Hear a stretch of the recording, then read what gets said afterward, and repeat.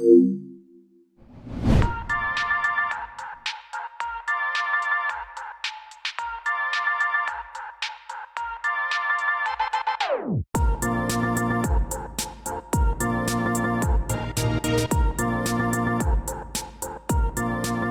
guys, welcome to episode 6 of Operation PlayStation. I'm one of your hosts, Dash, along with my co-host, Mr. Paul James. What's going on, Patch? The audio is working. We're off to a rockin' start. A rocky start, more like it. Jesus Christ. 11 minutes to get the audio set after we just spoke for like about 5. Oh shit, that was 11 minutes. It was, yeah. Blame fucking work and working from home and teachers who don't know how to use their fucking platforms. So they're like, oh, let's go use other shit. Like, no, you're ruining everything about my setup. Jesus Christ. Guys, if you didn't know, this is Operation PlayStation, dashgamer.com's dedicated PlayStation podcast where we dive deep and dirty and discover what the latest and greatest in PlayStation has to offer. Something I forgot to mention on Twitter because I was really busy last week doing website stuff, and I'll mention that in a second. We charted on iTunes in the top 20. We actually made it to the top 20 in leisure on iTunes in Australia. So thanks to everybody who actually listened to the podcast last week. That's awesome. We hit, I think, number 15, I believe it was. So awesome. Thank you so much to everybody who's been listening to the audio feeds as well. If you do like what you hear, make sure that you follow us over on SoundCloud. Yes, we're going back to SoundCloud, iTunes, and Spotify for those cheeky 5-star ratings. And you can also catch the VOD on dashgamer.com when we release it every Wednesday morning at 6 a.m. Australian Eastern Standard Time. But this episode... Don't commit to anything. Shit's fucked at the moment. Yeah. Don't commit to anything. I know. But this week we decided to go a day ahead because obviously shit's fucked and some stuff is happening and all that stuff. But anyway, the point is that that's when we will be dropping the episode. Paul, I'll start with you. Do you have any housekeeping? I do. As always, I'm promoting Dev Diary. The most recent guest is Moo Yu, who worked on a few fairly prominent PlayStation franchises in the form of Ratchet & Clank. Nice. He did the 3rd, 4th, and 5th titles. So that's like the three, with the final game being Tools of Destruction. Disintegration, it's an upcoming first-person shooter from VII Interactive. Was able to sit through a presentation recently about that. The preview is up on the website. Cool. Afl Evolution 2 is a shit heap, but my review for that is up on the website, so you can go check that out. Though you're going to be talking about Final Fantasy VII, your actual review, we also had a little review conversation in Patched, our weekly gaming podcast, over on the YouTube channel for Play 2, so go check that out as well. Awesome. Well, we'll be talking about Final Fantasy a little bit tonight as well. But for my housekeeping tonight, obviously, for those who listened to the Dash Gamer podcast last week, I didn't have much housekeeping due to the fact that our website got... You're a slacker. Our website got a complete overhaul. Yeah, slacker. For 2 weeks straight, I did that plus stuff on the website. I had to kind of cut the fat somewhere and decide, okay, I need to do one thing and then move on to the other. So the website was my main focus last week. It's all sorted. We have a brand new layout, which is nice and sleek. So I would love for you guys to go check out our brand new look. I'm very excited to have that rolled out and finished and applied. So that's really, really cool.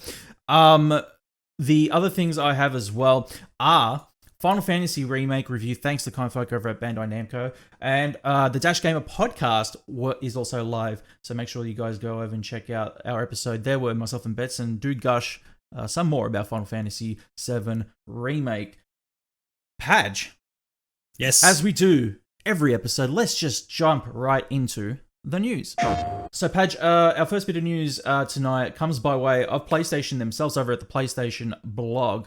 And this one's an awesome initiative that they are putting ahead for those people who are currently in isolation at home due to COVID-19. PlayStation blog says, announcing the Play at Home initiative. Stay safe and pick up the Uncharted, the Nathan Drake Collection, and Journey for free from April 15th through May 5th. Jim Ryan, the president and CEO of Sony Interactive Entertainment, said, people all over the world are doing the right thing by staying at home to help contain the spread of COVID-19. We are deeply grateful to everyone practicing physical distancing and take our responsibility as a home entertainment platform seriously. So we are asking our community to continue supporting the safe choices that need to and the need to play at home.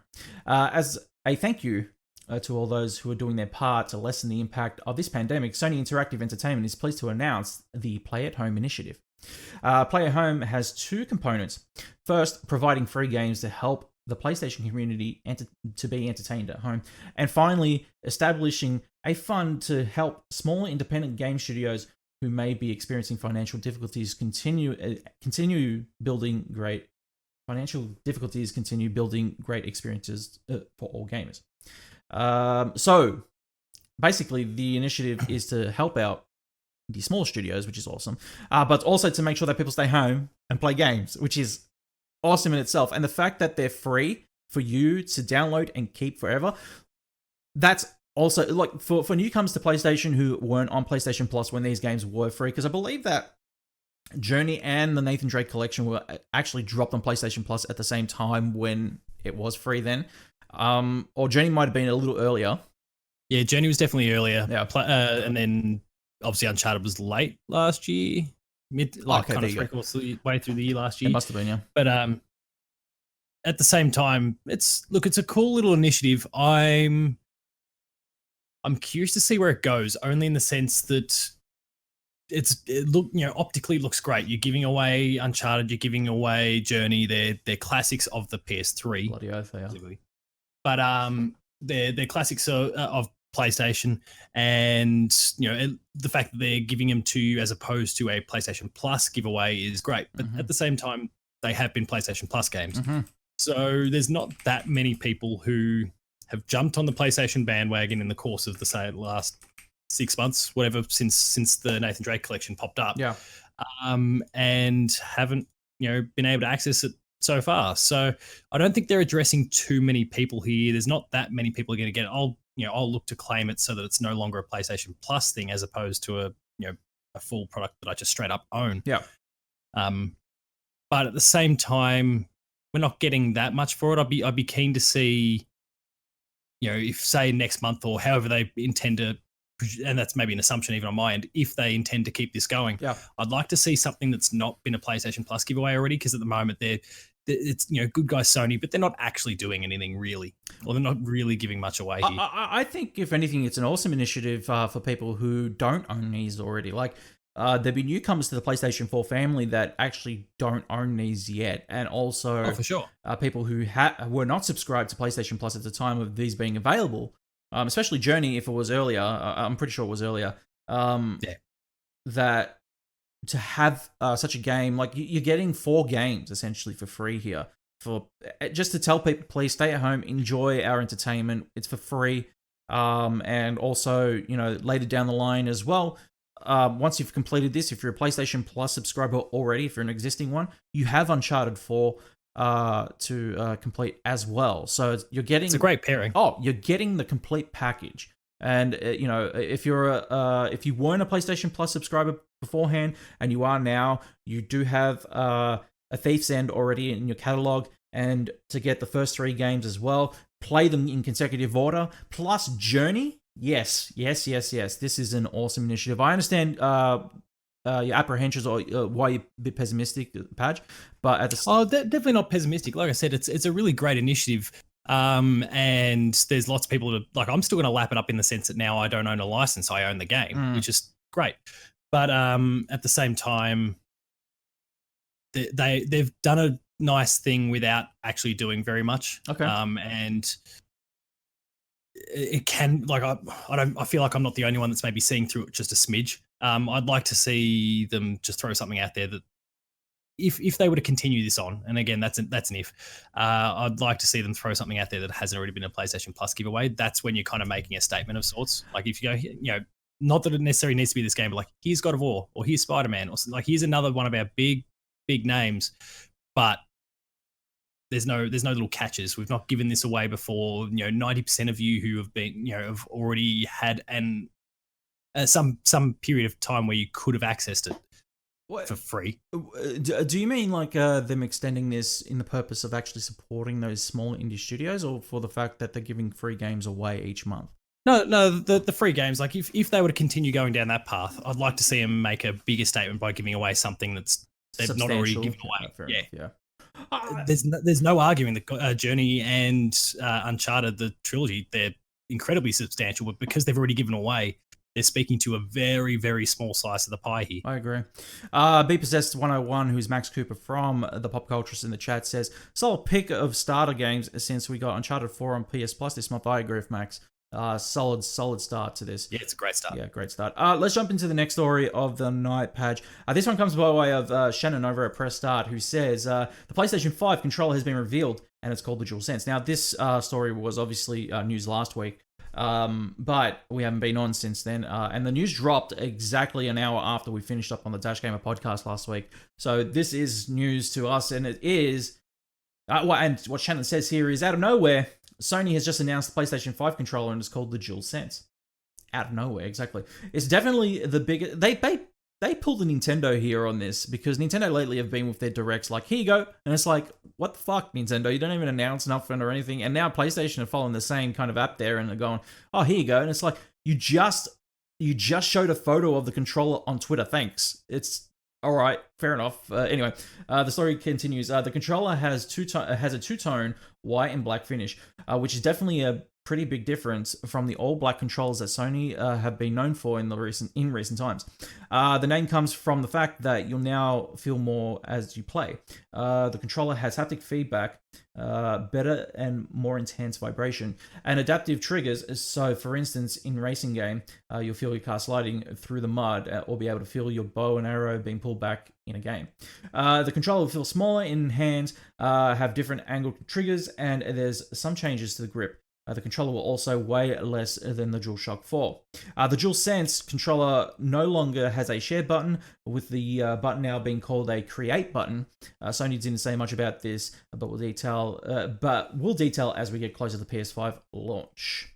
It also comes with a USB-C port at the top, so that's awesome. So, faster charging times. Yeah, it's great. The president of Sony said, we are thrilled about sharing the final look of the DualSense controller with our fans, and can't wait for everyone to get their hands on it. I'd like to close with a message from Sony Interactive Entertainment President and CEO Jim Ryan to the community. Quote, DualSense marks a radical departure from our previous controller offerings and captures just how strongly we feel about making a generational leap with the PS5. The new controller, along with many innovative features in the PS5, will be transformative for games, continuing our mission at PlayStation to push the boundaries of play now and in the future. The PlayStation community, I truly want to thank you for sharing this exciting journey with us as we head towards the PlayStation 5's launch in holiday 2020. We look forward to sharing more information about the PlayStation 5, including the console design, in coming months. Why have we not seen this box yet? Is my question.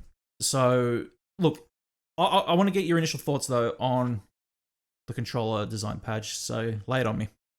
I mean, for the most part, in many ways, it's kind of what we expected. I think for most people, it's kind of surprising them a little bit because of the aesthetic thing, and specifically the two-tone aesthetic. Yep. But if you kind of set that aside, which in some people's cases is kind of hard to do, but technologically, in terms of what it is as a piece of hardware, it's more or less what you'd expect from a PlayStation controller. I mean, with the triggers, they're adopting what the Xbox One did with the triggers there. Yeah. So. And kind of they're using some of those little comparisons that the Switch used with the pulling back a bow and all that sort of stuff. That's the same sort of language. I think maybe that's the exact same example actually that the Switch used at one point. Yeah. For their haptic feedback. But look, that's cool. The only thing I'm really skeptical about is the mic. Mm-hmm. The fact that it could be kind of always listening. Like, how easy or hard is it to turn that off? Yeah.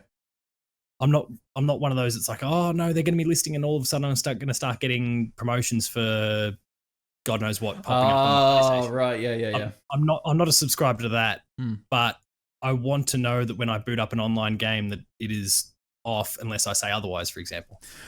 I can understand your apprehension there. Buddy says in the chat, has a mute button on the controller under the PS button. There you go. So it's been confirmed. So here's my deal, though. I think, if anything, the PlayStation 5 DualSense controller as a two-tone design, which is what everybody's kind of got everybody up in arms right now, the aesthetics of it, I don't mind at all.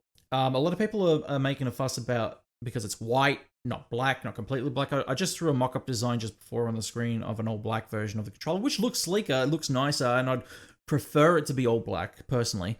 But We'll get one. I'm not. Yeah, I'm actually optimistic that if anything, we'll see an all black version of it at launch. Because it's quite divisive on an aesthetics kind of deal. You know, when trying to sell a unit. When people look at it and go, I don't like it, why? I'll go with an Xbox Series X because it's black. You know, it's got the same games on it that I want to play, so I'll just buy the Xbox Series X because it looks nicer. I'm hoping that some of the mock-ups that we're actually seeing right now, are like become reality. Well, no, I don't. Oh, okay. There's one. But you don't like that Brian Altano Mario themed one? Oh my god, it's fucking awful. So like, a lot of people are basing their designs and mock-ups on the dev kit that's already out there with that V shape on it. Yeah. I don't like the design of the dev kit, to be completely honest. I think it's ugly. Yep. And we discussed this last week. I discussed this last week with Betson on the Dash Game podcast, the fact that the PlayStation 5 has some heating. So like there was a rumor out there that they had some heating issues, and that's why they took the shape of a V with a bunch of fans on it and all that stuff. They'll fix that before launch. That's no problem. For sure. My issue right now is how are they going to pull this off? Like, how are they going to make this not an arguable point that they're now comparing what looks like a cross between the Xbox controller and the Nintendo Switch Pro controller? So Buddy says that was a YouTube comment, not a rumor. Buddy, it was reported. Buddy, you said this last week. It was reported on multiple websites. It was not a YouTube comment. So like my deal is that it's going to be it's a controller that looks like a cross between an Xbox controller and a Nintendo Switch Pro controller, and there's already comparisons being made out there right now. And credit to Matto Phil, who I think it was Matto Phil, who tweeted out that picture of a Nintendo Switch Pro controller with a Sony incorrectly spelled. Yeah, incorrectly spelled. Sone. Yeah, Sone. Give me your like thoughts aesthetically on the unit, on the controller, and what your thoughts are potentially what the unit could look like. I mean, yeah, the controller was fine by me aesthetically. My first thought was instantly Into the Spider-Verse. Yep. And whatever, I kind of built a whole article about the controller in and around that. But anyway, outside of that, look, I mean, the console is the console. It doesn't faze me too much. I'm the sort of person that just, I buy my box, whether it's a PS4, an Xbox One, whether it's white, black, if it's a Switch with different colored Joy-Cons, not that I got that version. And it just goes in my entertainment unit and it doesn't get noticed. And that's kind of what I want from my systems. Yeah. So this can be the flashiest thing in the world. It can be fucking rainbow colored for all I care. I really just don't care. Okay. Just give me the machine and I'll play my games on it. Now, admittedly, that mock-up doesn't do it for me that much. No. But it's not going to push me away from buying it. But again, that's me, and I don't care about the aesthetics. I care about the games, and I know I imagine the overwhelming majority of people do also care about the games, but maybe the pull of the aesthetic look does carry a smidge more weight with them. That's fine. Yeah. Whatever, you do you. But for me, could not care less. I don't want my console to be an ugly mess. Yeah. But it's not going to stop me buying it if it's got the games that I want. Like, they could give me this horrible rainbow-colored piece of shit, and then tell me it's coming with Horizon Zero Dawn 2 day one, and I'm going to buy it. Yeah, because I'm there to play the games. Same. I'm with you on that too. Like I said, there's a lot of people that have their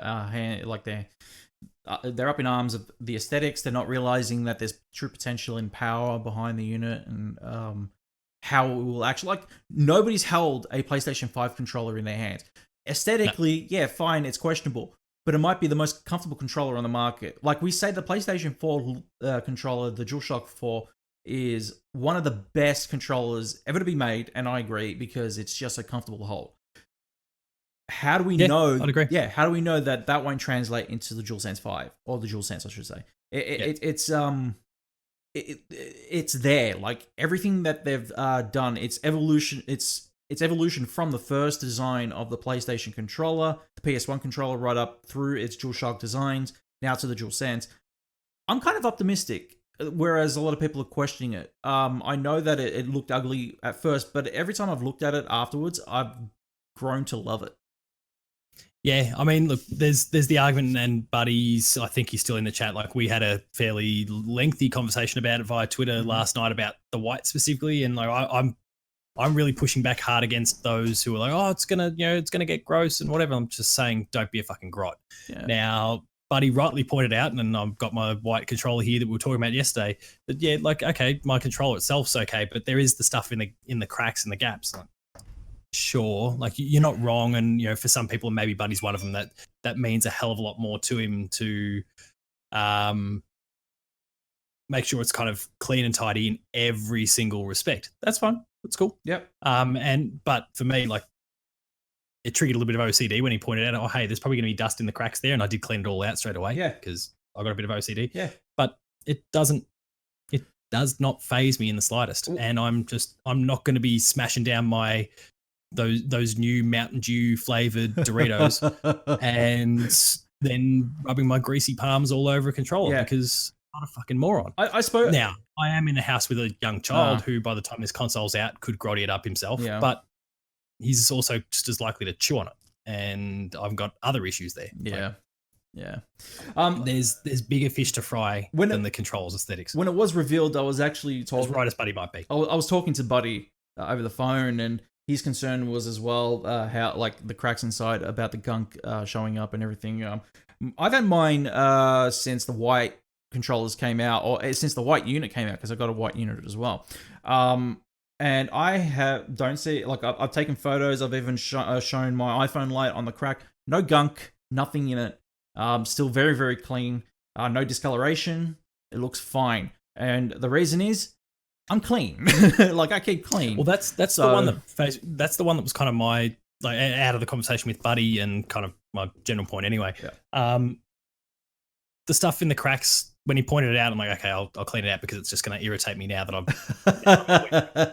But what I care about ultimately is the discoloration. Yeah. And it's not getting washed out in any way. It's not turning yellow because I've eaten too many Doritos and played. Like, it's just that people are making such a mountain out of a molehill here. And when people go and compare the controls, whether it's the DualSense to the DualShock 4 or the DualSense to the Xbox controllers, it's about how it feels. Yeah, you can change the look. Betson was talking about for the players this week how he's day one going to pull it apart and spray it. Go work with Ethan, spray it and turn it purple, pop C purple. Nice. So, like, it's, if you want to change it, you're desperate to change it, you can change it and change it so easily. So just something out of nothing. It's funny because I have owned this controller in a less amount of time, which was the PlayStation Anniversary controller, those blue see-through ones that they made with the gold, like that gold aesthetic as well to it. This is filthier than that one, and I've owned that one longer. And it's just, my one's taken a beating. Yeah, it's just weird because, well, it's mainly because of the material that's on it. It's not a matte finish. It's like a piano plastic finish on it. So it's I love this controller, but this is gunkier than that one, that's for sure. So I've not had those issues. Mine's just had a few falls on concrete. Yeah. Buddy says in the chat, I think it's the people that are who's digging trenches and holes and then playing it Don't Be Dirty seem to be the most vocal from what I've seen. But it's true, buddy. Keep yourself clean. Wash your hands, because that's one of the most dire messages right now. Wash your hands before you play your games, and don't leave your Cheeto dust all over your white controllers. We're going to move on to the next topic of the night. This one comes from Push Squared. Liam Croft over at Push Square says, early copies of Cyberpunk 2077 may not include all voice acting. Day one patch needed. This is stupid, but it comes by way of Liam Croft. And he says, day one patches have become an important element of video game releases throughout the PlayStation 4 generation, allowing developers to continue improving their titles for launch despite it having already gone gold. Some parts of the game community aren't a fan of them, but in the case of Cyberpunk 2077, it sounds like it's a day one patch will be absolutely essential. Alongside the usual bug and glitch fixes which come with these updates, CD Projekt Red has said that some of the game's voice acting may have to be added via the day one patch due to the coronavirus. Michael Nowakowski No, Michael Nowakowski, SVP of Business. Nowitzki. No. Nowakowski. Nowakowski, SVP of Business Development, stated that there have been some difficulties with the localization process due to the closure of studios. Quote, by the moment the customers will actually buy the game in September, they will just download a file which would add the missing pieces of recording. But that process has been hampered a little bit.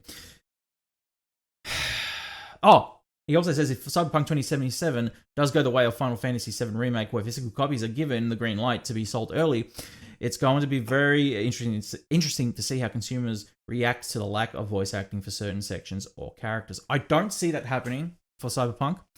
That scenario happening at all. I think, if anything, Cyberpunk will release on its set launch day in September, at least for here. I think with I'm about to jump a little bit political because you can't avoid it really. I think if anything, by the time that Cyberpunk rolls around, our COVID-19 lockdown rules will probably, at least our social distancing rules will probably be lifted slightly, not completely, but it'll get to the point where people will be back to work, and we'll be able to accessing will be easy. Yeah, it'll be easy for Australia to access it because I think that like our country is doing really well handling COVID-19 right now, and touch wood. Yep, and right now I think if anything, that won't be a scenario for us to worry about. However, in international cases like UK, the US, and everywhere else, they are risking that potential. They are risking, quite a lack of impression on their customer base, on their fans, and taking a huge risk releasing a game early without the potential of voice acting. some lines from Keanu might not even be in it, and everything else. So I'm, as an English speaking person, yep, I'm not at all worried about not getting VO. Okay, I don't think it'll affect us. Yeah. I think it'll be the translations to other languages. That's where, so Italian, French, Spanish, whatever it happens to be, those are going to be the languages that might potentially fall victim to this. Yeah. Outside of obviously the fact that their native language is Polish, I think, and think about how they even pitch the game. Like when they come to the world, they're not putting out, it's not like a Japanese title, for example, where we see the game in Japanese and there might be subtitles, or they'll put out a translated version or something later. Yeah. What they put forth is the English version yep, every single time. Yep. And that tells me that it's probably in step with whatever's being done in Polish. Mm-hmm. It's the other languages that then probably come after the fact. Yeah. And so those ones might be the ones that suffer. Now, I don't think this is great. I think regardless of the fact that it may not affect us, I don't think you should be releasing the game if you're not going to be able to give the players that basic level there where you can't have characters just mouthing stuff and nothing coming out. Yeah, correct. And it have it not be a result of a bug. Yep. Where maybe that happens every now and then, you get some weird quirks. This is a thing that they're consciously potentially releasing. Yep. With voice acting that is meant to be there, absent. So I don't know that that's going to happen. You can't do that to those. If I'm right, you still can't do that to those other regions. Right. It's not fair or reasonable. Correct. Yeah. But that's it. It's probably still not going to hit its release date anyway. No, and that's why I wanted to talk to you tonight about, there was rumors regarding Cyberpunk not actually hitting release date, and there may be a delay. There is another article that I had, but I didn't pull it up. But basically, I poo-pooed it. Yeah, you poo-pooed it. But what it stated basically was that a lot of AAA games in development right now have slowed down due to the coronavirus. And one of the examples, the leading example right now is, I still don't think it's The Last of Us, but it is The Last of Us. With the game rumored to have not gone gold, which I still don't believe. I still believe the game has gone gold, and they're just holding off because it's a financial reason. With this issue, though, because of COVID-19, it has slowed. There is reports that development on certain games have slowed down. There's even rumors that Guerrilla Games has stopped work on an undisclosed game. It's Horizon Zero Dawn 2. Come on. So this is definitely a serious issue now for leading studios right now. Obviously, it's not as serious as COVID-19. COVID-19 is obviously, gaming is the least of their worries right now, as Buddy said in the chat. But with jobs and all that stuff, this has really affected people who have devoted their time in developing these games. And now the potential is we're not probably going to see these games. We might not see Cyberpunk until Christmas, or even if we're not that lucky, February 2021.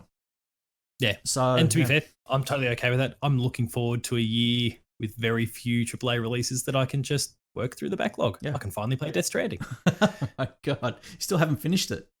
Still haven't started it. Oh my god, Padge, what the hell? Yeah, I know. It's just one of those things that I was reviewing Star Wars and it just kind of got away, and I've not had time. But Sure. I'm about to have time, and that's the beautiful thing about 2020. Did you get a collector's edition of Death Stranding? You did not get a baby edition? Oh no, I didn't get a baby edition, no. Oh my god, what the hell? That's collector's edition, James. That's just weird. I don't know where it is. No, that's right. I was downloading my digital copy. Fair enough. No, look, the release date probably won't hit. Yeah, buddy's giving me a hard time being on a PlayStation podcast. I know. There's everything else. I've got you 100% covered. So yeah. to miss the most recent PlayStation exclusive, whatever. But he did make one point as well. He said if there's a day one patch, then just don't give it to reviewers. As wonderful as the sentiment is, and I quite like the idea. The fact that it is Cyberpunk and it is so there's no way they're going to do it. If they're choosing between, do we put out a half-cocked thing here that reviewers might pick apart for like a VO or like a this, that, the other, versus another couple months and it's going to be complete and we're not going to get hauled over the coals for it. A company like CD Projekt Red is probably just going to delay it. Yeah, because they are consumer first. They're fantastic in that regard. But they'll still want the reviews to come out. They'll still have a marketing plan in place. Yep. So I don't think they'll compromise on either end. And the best thing might be to delay it if COVID has the impact that I think it will be delayed regardless. Seems like it will. Yeah. It's in a place right now where it's like here's the game. Here's half the game, but you have to download the patch. No, just don't. Just wait. And we can wait. And also, I did see you waving around the Final Fantasy VII copy before. Yeah. Sorry, I should have said like the most recent exclusive, first party. But even then, I guess it's not totally first, second party. Yeah, exactly. Let's move on to the next story of the night. This one comes once again from Sammy Barker over at Push Square, who says, "Rumors Sony has been working on Silent Hill reboot for the last 18 months. There's going to be a lot. There's a lot going on with Silent Hill at the moment, and it's actually becoming quite difficult to unpack." Here's what we know. Here's what we think we know. Japan Studio is working on a series reboot for Konami, with Gravity Rush creator Kichiro Toyama directing the project. He obviously started his career working on the original Silent Hill, so is a superb fit. Artist Masahiro Ito and composer Akira Yamaoka are also said to be involved. For a weeb, I pronounce these okay. It's really Akira, but anyway. And yeah, Masahiro, I that's an easy name to pronounce. But anyway, alongside that, there is speculation that Silent Hills will be making a comeback. Revived recently by Instagram images posted by manga artist Suhiro Maruo. These appear to be separate projects at the moment, and it's unclear how they're connected, if they even exist at all, of course. It's the Sony reboot that currently appears to be further along.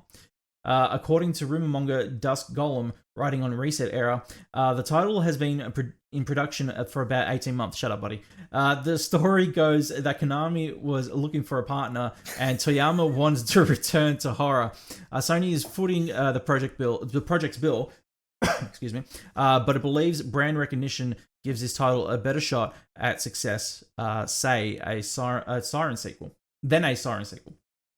Konami will get a percentage of the profits. Apparently, the reboot will be announced this year, presumably alongside the PlayStation 5's slate of in-development software. What do you reckon, Paul? Look, very quick take on the whole thing. Regardless of whether this rumor or the one that kind of involved Kojima and that sort of partnerships, whatever's true here, whichever might be the case, I think we're absolutely getting new Silent Hill. It's underway. Yeah. PlayStation is somehow involved with it. I agree. Whether it's Japan Studio, whether it's Kojima. Yeah. And I think it's just a matter of time. Did I ever tell you the story about how Kojima actually pitched Silent Hills? No. So they were in a board meeting, and he walked in, and he was like, "Okay, everybody, thank you for coming. This is my pitch." He rolled up the projector screen, and he was like, "I don't need that." And then got out a whiteboard marker and wrote on the whiteboard Silent Hill, and he stopped. He looked at everybody, and then he wrote an S at the end with a dollar sign. That's amazing. I love that. I mean, he's got that power. Yeah, he does. But yeah, look, I definitely see that happening. So yeah, it's the same joke about Cameron and Alien and Aliens. Yeah. Well, I mean, Kojima would make that joke. That's correct. The film buff that he is. Yeah, exactly. So that's apparently what happened. Like a lot of people reported that back in, I think, 2011, 2012, when the rumors were strong about Silent Hill being rebooted and Kojima taking the helm of it. But look, I think that right now, if Sony are developing it, they would have gone straight to Kojima and said, "Here it is. Here is what you wanted. Just make sure that you get it done properly. Get what's his face on board with the project Del as Toro? well. Yeah, him and the actor. Fucking hell, I can't remember. Norman Reedus. Norman Reedus. Get him on board, just like as you originally intended. You've got 2 years, and I think that's where it's going. I think we're definitely going to be seeing Silent Hill on PS5 from Kojima Productions. What I think would be the best thing for this game, regardless of whether what it ultimately ends up being, is for them to kind of lean into PT. Yep. In some way. Yep. Maybe they can't mention explicitly because, I'd imagine they maybe can, because Konami's already going to be licensing it out in this hypothetical situation. Yep. But lean into that a little bit, because that is more popular than most games. Yeah, I agree. Like most full products. So if they lean into it in some way, shape, or form, kind of, it's this spiritual successor. It's what PT could have been, should have been, was going to be, regardless of whether Kojima's involved or not. Marketing wise, it's rolled gold. It's huge for Silent Hill, which, let's be real, like it's waned big time in popularity. Obviously over the course of the last decade, really. Yep. Look, I'm not a massive horror guy, but I know that Resident Evil, regardless of the fact that it had its ups and downs when it came to the quality, popularity was still massive. While Silent Hill was kind of dwindling a little bit. Yep. It wasn't struggling, but it was trailing away somewhat in comparison. I agree. And PT was that huge opportunity for them that ultimately slipped through their fingers. Yep. If they lean into that, they might have a chance of kind of bringing this thing back to the way that potentially could have been with Silent Hills. Do you think that, though rebooting the franchise is kind of reaching right now, due to the fact that Resident Evil is kind of seeing a renaissance right now and the way it's actually heading? No, this is the perfect time to strike while Resident Evil's as hot as it is. There's people like myself who weren't horror people at all, who've kind of come around a little bit thanks to Resident Evil. In fact, in my case, I've come around quite a lot. And I'm sure I'm not the only one. And there's the whole new audiences out there. And again, like if you can kind of lock the core audience in because of PT, because of this, that, the other, whether Kojima's involved or not, blah, blah, blah, blah, blah, you're in a really good position to then attack the mass audience from there. Yeah, I agree with you. I think it'll be fantastic if we do actually get, like, if rumors are true and we actually do get a Silent Hill game from Kojima, I think it's going to be something that's going to be extraordinary and something that's going to be different from what we've seen in the past within the franchise, which is much needed. Just like we're seeing right now with all these remakes that are coming out, they're not the same, they're different, and they're doing really, really well. Let's move on to the next topic, Padge. So this one comes by, and this one was a surprise because you brought this to my attention tonight. This one comes once again from Liam Croft over at Push Square, who says EA's CRYSIS franchise might be making a comeback. Can CRYSIS run CRYSIS? Yeah. Oh, man. After going silent for 3.5 years, the official Twitter account for the CRYSIS series has just suddenly sprung it into life. It has put out a tweet receiving data Does EA plan to reboot the franchise or bring it back in some way? We think so. The first-person shooter. There's already been another tweet since as well, actually. Oh, has there? Okay, well there you go. I'll try and dig it out while you're reading. Fantastic. The first-person shooter series hasn't been seen since the third iteration released. They skipped the word on the PlayStation 3 back in early 2013, which begs the question of whether or not the California-based publisher is simply planning on remastering the games which already exist or bringing it back with an all-new game. Both Crysis 2 and Crysis 3 were well received on the PlayStation 3, each garnering Metacritic ratings of around 80. That's back then. Nowadays, 80's a bit if this is a brand new game, however, we have to assume that it'll come to the PlayStation 5. And there is the quote of the Twitter account receiving data. Yes, the most recent one just says, "Hey Nomad, you're still with us?" ? And that was 18 hours ago, as of when we recorded this. Fantastic. Look, EA's obviously made it clear that they are finally going to start to investigate remasters, which is not something they were, looking to do for a while there. So there's perhaps equal likelihood that this is a remaster, just as likely as it is that it's a reboot or a fourth entry or whatever. Do you think it's a remake? A remake of the first. I feel like that's maybe more likely than a remaster, only because Crysis was this benchmark. And, again, like we made the throwaway joke, like, can Crysis run Crysis? Yeah. It was a PC benchmark for a long time. Oh, yeah. And, there was so many conversations about, well, we can't even get it running on the consoles, et cetera, et cetera. Eventually, the first one did make its way across. Yeah. But if they were to remaster these games, all three of them, just one of them, whatever, it's not going to, regardless of the fact that, it's going to look a little bit better, it's not going to be this benchmark title that the original games were known to be, at least as far as visuals and technology in that space are concerned. Yeah. And that was the big selling point for those games. So if it's going to come out and just kind of be some slightly prettier remaster, I don't think that suits the messaging of that franchise. Yeah. They'd be better off to either, to your point, remake it, which is not necessarily what I'd considered at first, but that's possible as well. Yeah. Or just go, no, we're doing a new title, and that way when it comes out, it is top of the it's the benchmark again, or has the potential to be the benchmark again. Exactly. Well, the reason I say remake is because of all these remakes that have been coming out. There has to be some sort of inspiration there from EA to say, look how successful these remakes are of classic franchises right now. Yeah, we had Crysis and. But I would say Crysis is not a classic franchise. Well, no, it's not. But it's certainly not a PS1 title like Final Fantasy or Resident Evil. It's an older franchise, that's for sure. They cannot remaster this game and re-release it thinking that's going to be a commercial success. And the reason I say that is because of how advanced first-person shooters have become, how innovative and how fresh they are now. They can't re-release the same game with just updated visuals and expect people to like it. It's not Doom. Call of Duty just did that. Yeah, but Call of Duty did it differently. It wasn't just a straight up, oh, here's a port and here's some new skins on it.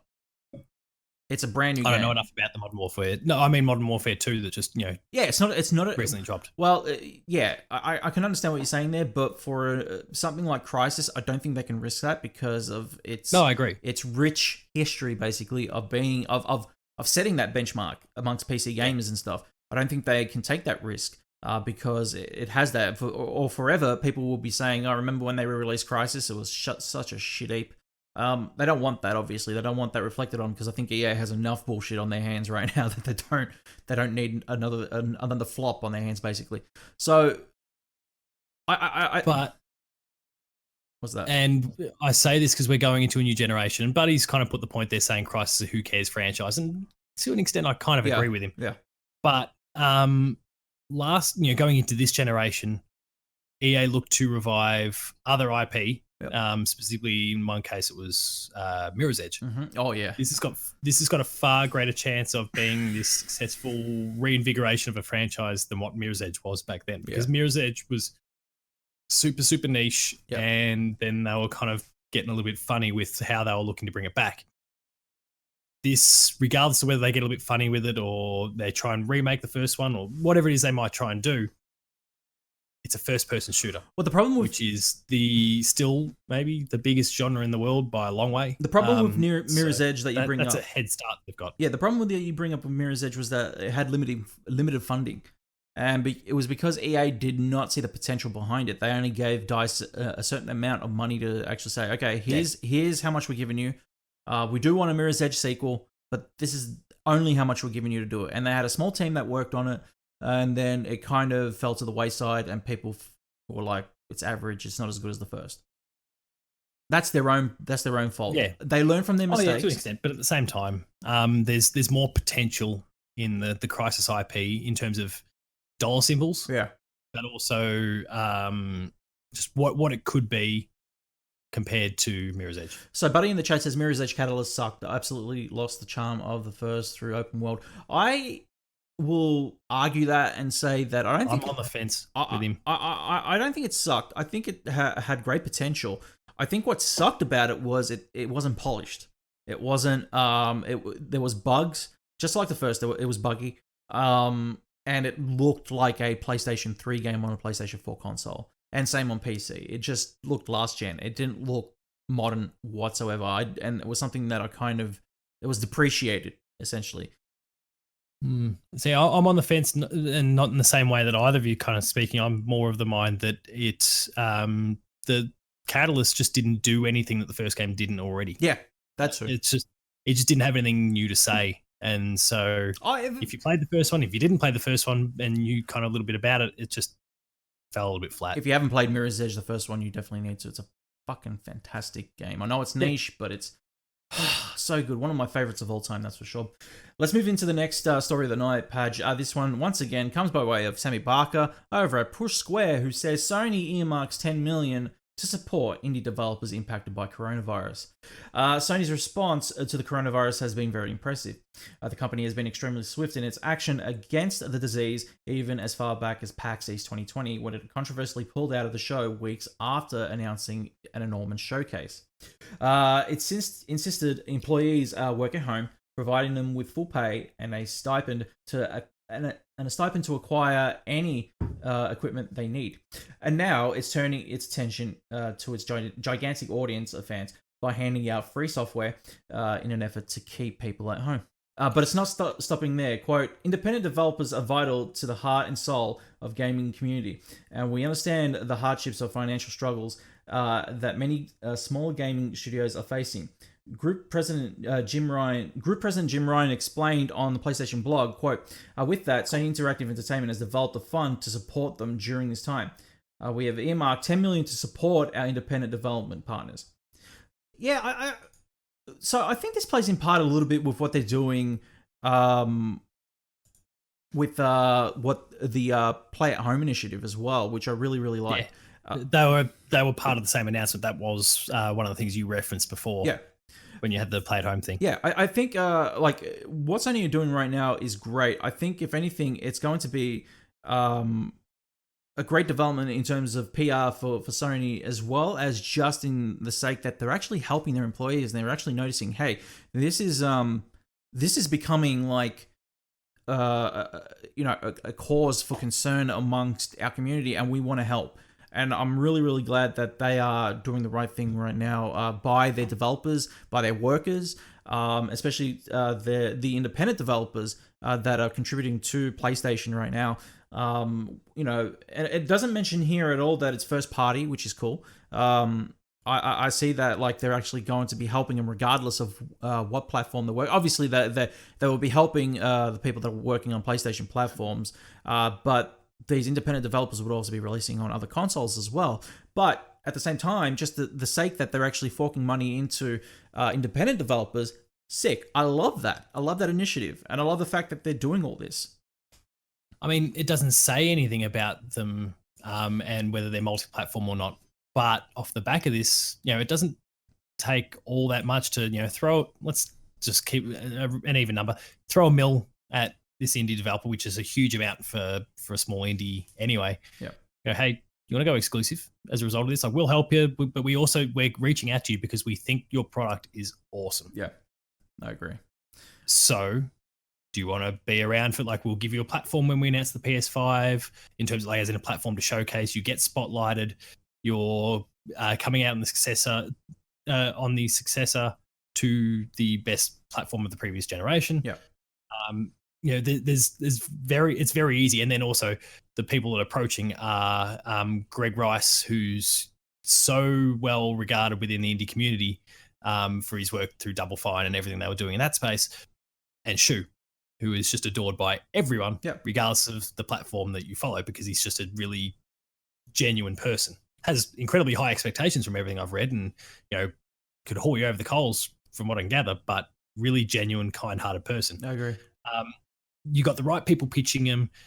Look, it's a really nice thing they're doing, but again, there's a clear agenda here, and it works for me as a fan of exclusives. And there's some great, like, PlayStation picks great games, whether it's through their first party or even the indies they kind of adopt and try and pull into the fold. They speak to me. What they seem to take a liking to is, conveniently enough, what I also take a liking to.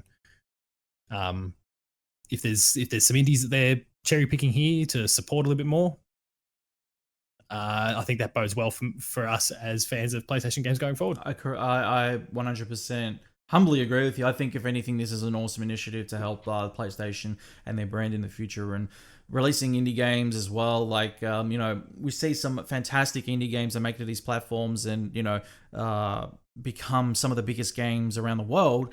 That's great on Sony's part, because in the end, they'll be like, oh yeah, PlayStation helped fund this. Like, if it wasn't for them over that coronavirus period or over COVID-19, we'd be fucked. I think, it's a great cause. I love it. I think, if anything, it's going to be an awesome initiative, and I love the fact that PlayStation are doing this. It's such an awesome cause.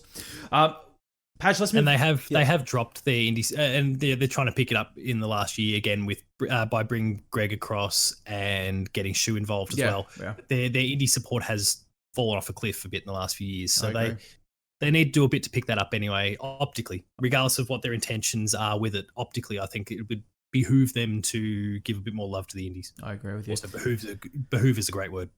Let's jump into the final story of the night, which is actually two of them merged into one topic. So once again, this comes by way over a push square. Sammy Barker says Final Fantasy VII Remake fares admirably at UK retail amid coronavirus crisis. He says Final Fantasy VII sold half as many physical copies as Final Fantasy 15 during its first week on sale in UK. But that's an incredibly impressive result when you consider the vast majority of retail stores are closed at the moment. You've got to also factor the fact that Final Fantasy 15 launched on a Tuesday compared to Final Fantasy 7 Remake's official release date of Friday. And as PlayStation 4 executive... Good Friday. Yeah, exactly, Good Friday.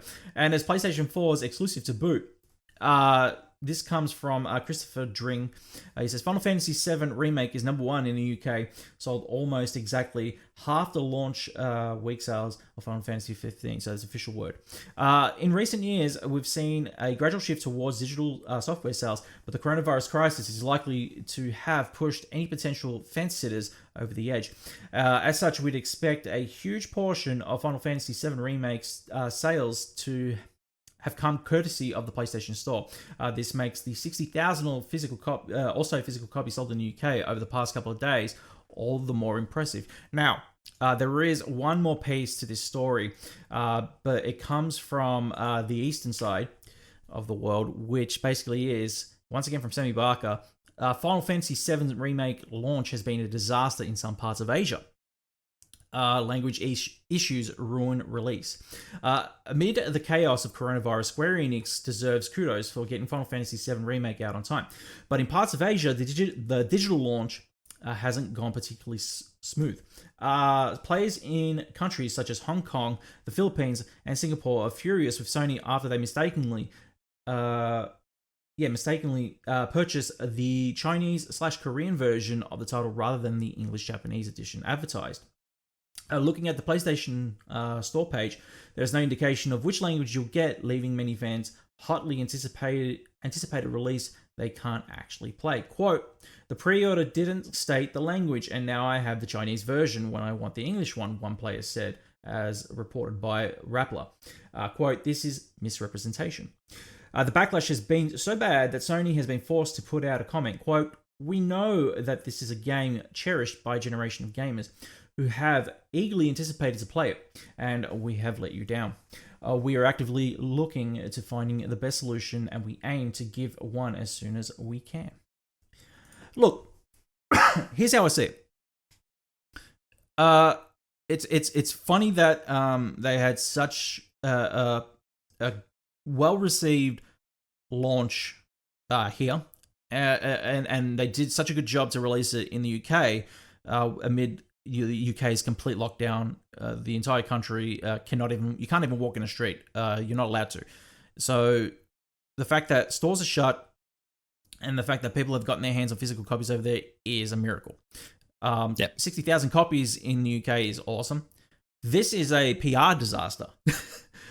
Because as far as the eastern side of things, correct, and the fact that it's a Japanese based developer, and it's been released in Japan with the Chinese version is kind of confusing to say the least. I mean, as the article talks about though, it's a PlayStation issue. They stuffed up.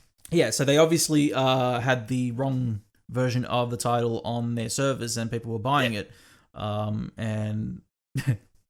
Which is a shame. Yeah. And PlayStation 2, we're investigating. It should be a very logical, easy fix, but I get how it might take a little bit of time because there are transactions that have already taken place. Yeah. And so then if you want to give people the version in the language that you requested, you need to there's going to be some maneuvering on the just purely the server end to make that price zero and give it to them, or correct, you just distribute a code. Like it's something they need to work through. Well, the problem and this kind of concerns me a little bit right now because it concerns a lot of Australians, if anything, because Sony are currently having their own battles with the ACCC here about the refund policies that in place for digital markets and stuff. Yeah. And it's funny because I remember my first real refund that I actually had to push for was the recent release of the latest Bubsy game, which I bought at full price. Yes, I love Bubsy, man. Bubsy was awesome. Yeah, I didn't mind Bubsy back on the Super Nintendo as well, but then once 3D came out, that's it. It was over. Yeah, that's true. I know, but I kind of took that risk when I saw the trailer for the PlayStation 4 version. I was like, man, I really love Bubsy. I should buy this game, and I did. And it was atrocious. I rang up Sony and they were like, "You've already played it." Who'd have thunk it? They were like, "You've already played it." And I said, "I know, but it's fucking awful. Can I please have my money back?" And they were like, "No, I can't." I'm like, "Well, that's fine. I'll just call up the ombudsman." And they were like, "Oh, no, it's okay. I'll pass you through to my supervisor." Supervisor spoke to me. I'm like, "Can I just have my money back?" And he's like, "Sure." And they were like, "Here's your money." I'm like, "Cool." But it's one of those things where Sony, even though they have kind of done the wrong thing here, I'm hoping that they do the right thing and refund people their money or notice who has actually purchased the title. Allow them, send them a letter or something and tell them, "Hey, delete this version of the title. If you want, delete this version of the title, and I'll make sure that the Japanese version is unlocked on the PlayStation Store." The way I see it though on servers, it should be as simple as a file swap. For them to be like, "Okay, delete that version and just re-download, and it should download the proper version for you guys because you've already purchased it." So that's how I see it, at least. I don't know if it's that simple, but it may not be that simple. But I think the general idea though is pretty solid. Yeah, exactly.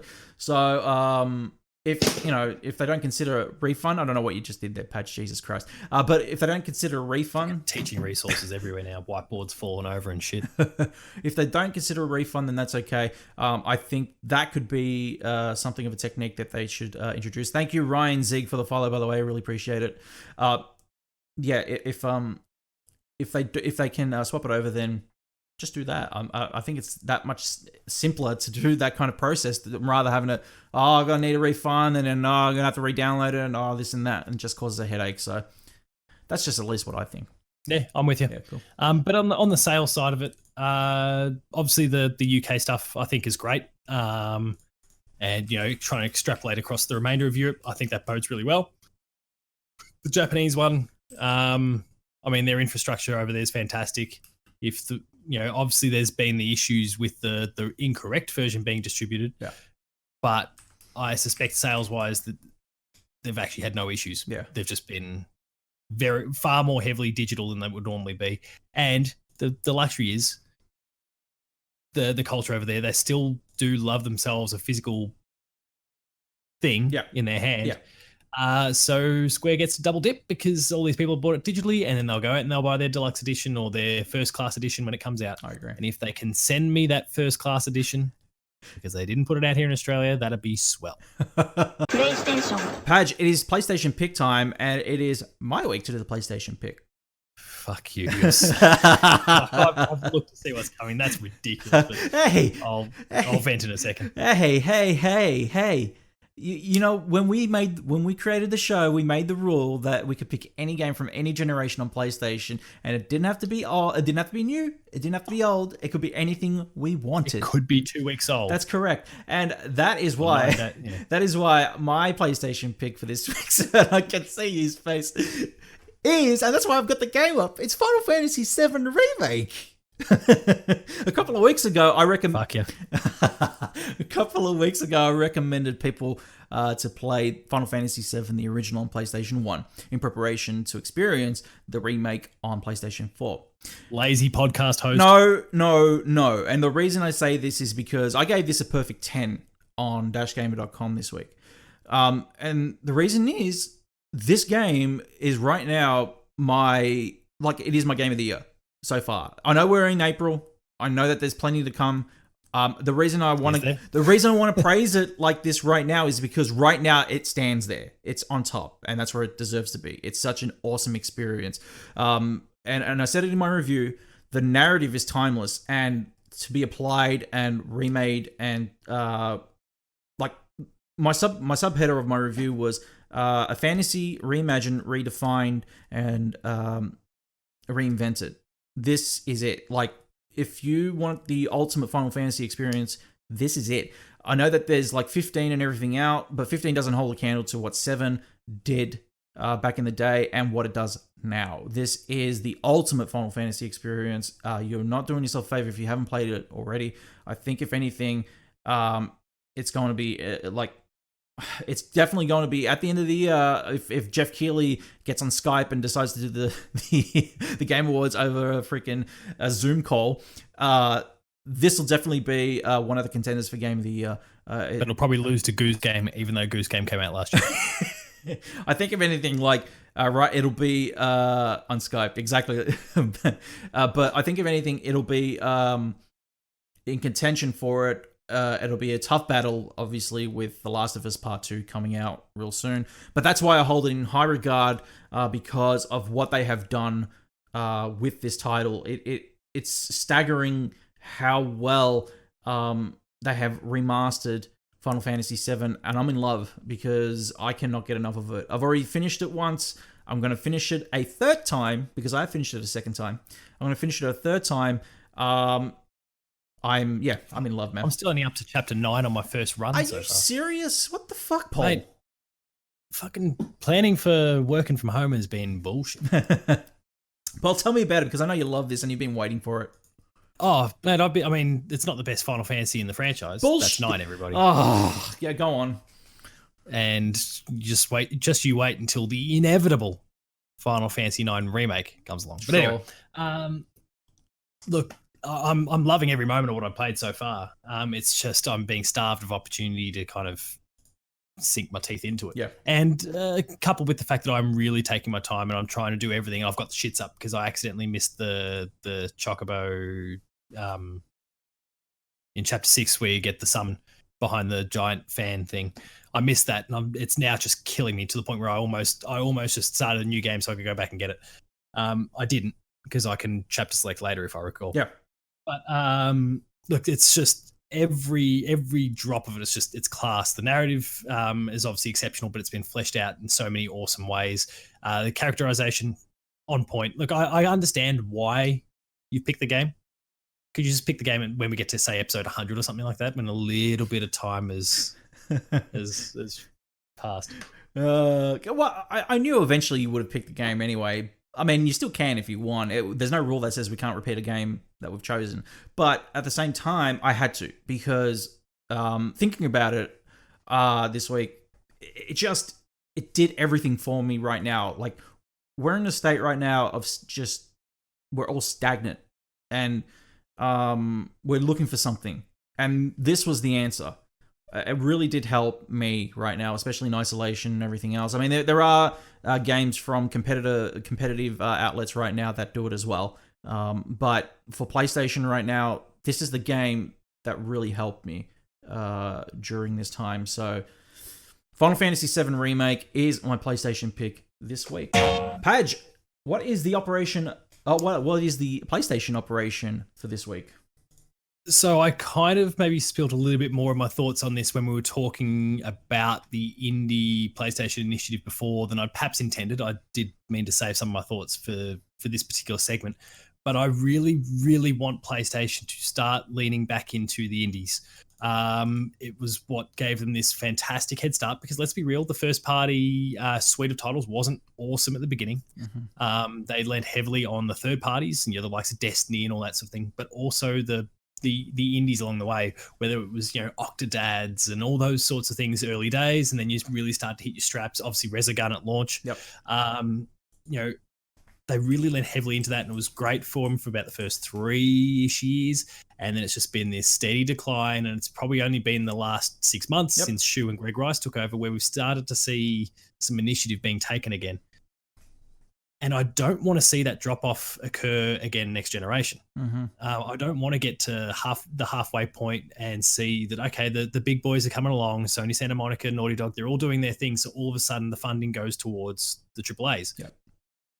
They'll make their money. Yep. They don't need to be so stingy in that regard. I agree. It's the risks you take with the indies and obviously the third parties, but specifically the indies, I think, that are really going to pay off. It's why, I've done a few dev diaries with people in recent weeks, and I'm not going to talk about them yet because they're still a little way off. Yeah.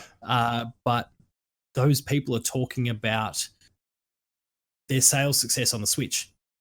And admittedly, the Switch lends itself very well to indie games, but it's in part because PlayStation isn't doing anything to try and draw them back the other way. Yeah. To try and draw them away. And they just need to throw a little bit of money at them. Not the $1 million necessarily I was talking about before, but just a little bit here and there. Yeah. Help out. Get friendly. We've heard, if we just go to the likes of PAX Oz and you talk to some of the indies there and you talk about their experiences working with their local PlayStation representatives when it comes to actually getting games on the platform, they talk about how hard it is. Yeah. They're not responsive. If they are, they take forever. There's just so many hoops and things to jump through, and things that aren't an issue when you're trying to publish on the Switch or you're trying to publish for Xbox. They need to do more to support the indies, whether it's financial or just being more accessible. Yeah, I agree. And if they do that, yes, we've got our theories that maybe we'll see Horizon at launch, and then you can kind of start to build a bit of a schedule in your mind about Horizon and then Spider-Man and God of War and those sort of things. But you still only get 1 to 2 of those a year, usually at best. There's a couple of outlier years where maybe you get more than that, but for the most part, it's 1 to 2 a year. There's a lot of real estate there then left over. Yeah. God of War doesn't need 5 weeks either side of it. Where absolutely nothing comes from PlayStation. You can throw a big name indie in there.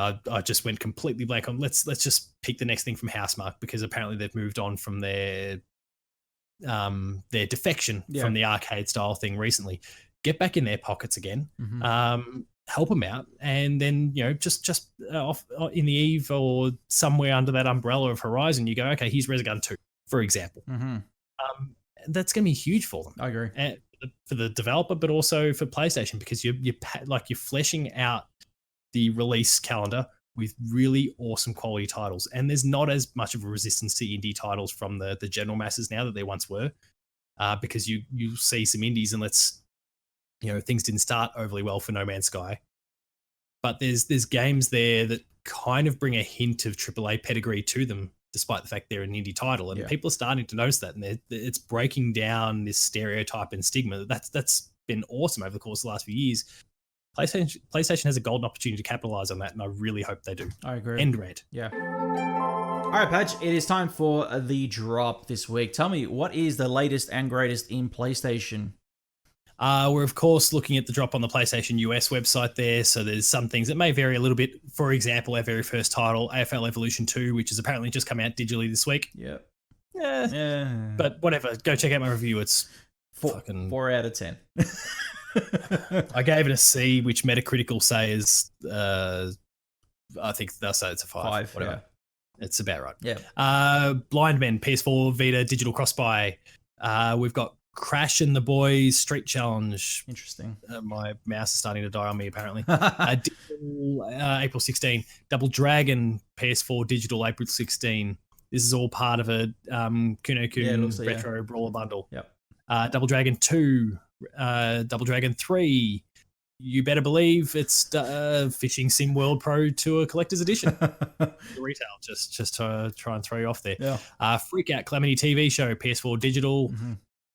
Renegade, PS4 digital, another one of the Retro Brawlers. River City Ransom, another one of the the Retro Brawler bundle.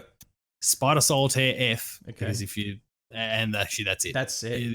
This week is a steaming turd, everyone. Unless you're a fan, play more Final Fantasy. Yeah, exactly. Please play more of this. Look, if you're a fan of Retro Brawlers, it's not good. It's not a bad week for you. And to be fair, some of those games fantastic. River City Ransom is classic. I'm a big fan of the Kunio-kun series. Actually, I grew up on the dodgeball soccer games that were only exclusive to Japan because I owned a Famicom. So I never really played Double Dragon. I played the original. Sorry, no, I played not the original. I played Mighty Final Fight on NES when it was in Japan as well. So that's why I'm a fan of the series. So it's cool to see that they're actually doing that. Personally, look, it's not a bad one. Yeah, there are plenty of fans of brawlers out there, but if you just look at the week on a whole, it's pretty lackluster. No, fair enough. There's no tent pole, I guess. Guys, if you didn't know, this has been Operation PlayStation-Gamer.com's dedicated PlayStation podcast, where we dive deep and dirty and discuss what the latest and greatest PlayStation has to offer, including next-generation gaming. You can follow Mr. Paul James over on Twitter at PaulJamesGames. You can follow me over on Twitter at DashGamers. Don't forget to follow the show over on SoundCloud. Yes, SoundCloud, we're going back. iTunes and Spotify for those cheeky... Yeah, keep knocking... Sorry, Paul. For those cheeky 5-star ratings, I would surely appreciate it. And please, if you could leave us a review. And also, catch this VOD live over on... Well, not live, but pre-recorded and all that stuff on DashGamer.com. Padge, it's been an awesome episode once again. We got there. We did. Holy shit, I've had a night, but we got there. Guys, we'll see you in 2 weeks for another episode of Operation PlayStation. Hopefully, we'll get another surprise drop from PlayStation. Maybe the box will actually show up or something. It's coming. I'll catch you guys next Monday night for the Dash Gamer podcast with this guy right here. It's his week next week. So we're going to be discussing, it'll probably be more PlayStation news. Honestly, it's been non-stop PlayStation news coming out, but I'm praying that we get something from other outlets. So give us a Nintendo Direct, damn it. Damn straight. Like a real one. Yes, damn straight. But we will see you next week for Dash Gamer Podcast before Operation PlayStation. This operation is complete.